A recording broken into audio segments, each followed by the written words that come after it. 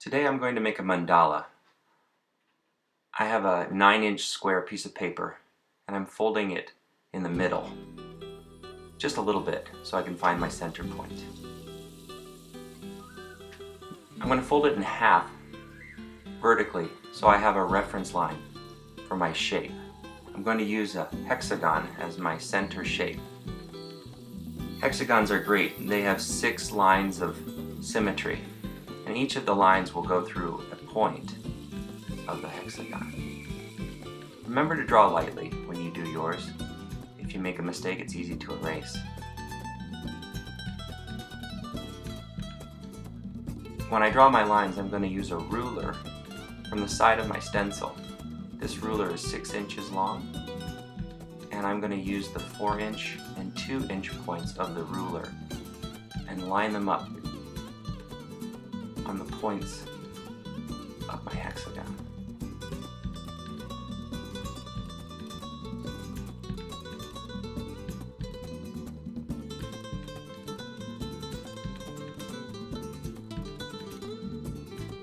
Mandala means circle, and I feel like I need a circle, so I'm going to draw a circle. I'm using a stencil, a big circle stencil. I could use a compass or any tool that works. In this case, that was a perfect tool for me.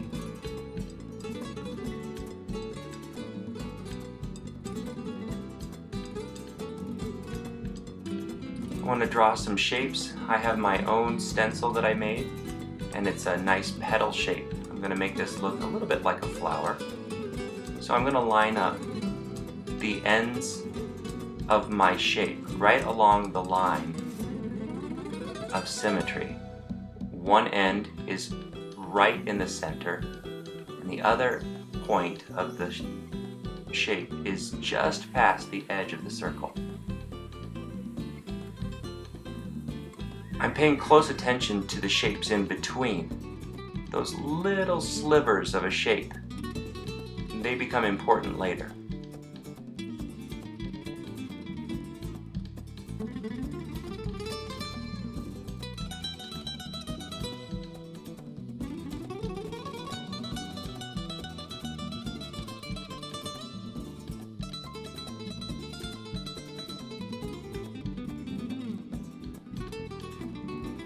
The mandala should look the same all the way around, the same in all directions.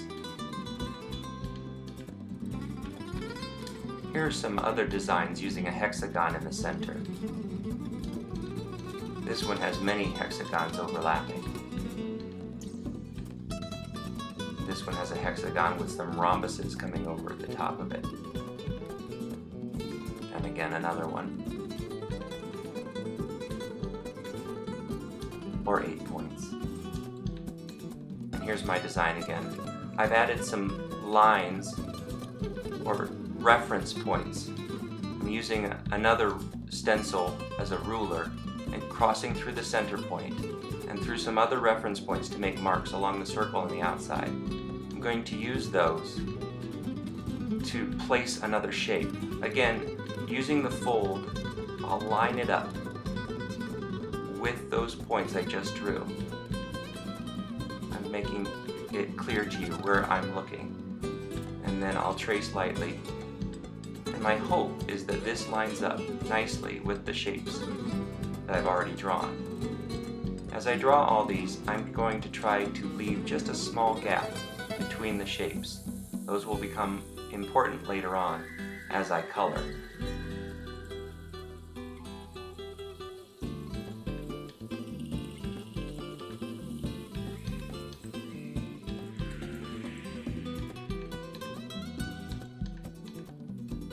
Now that you've drawn all your shapes, you need to erase some lines, or at least I do. That's why I drew lightly in pencil so that I could erase some of my lines that I don't need anymore. I'm getting ready to trace over my lines with a black pen.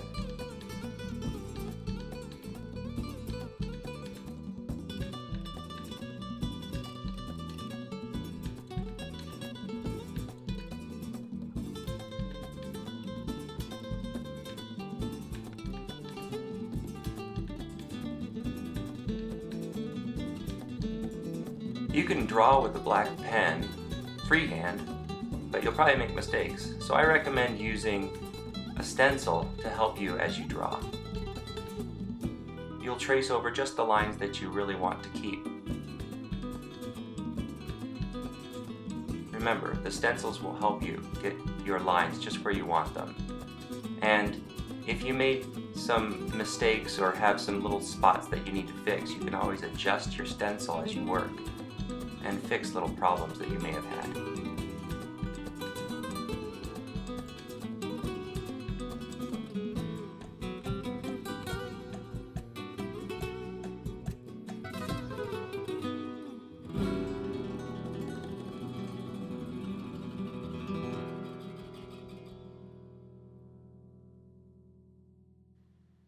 And now you're ready to start coloring. Just a few more lines.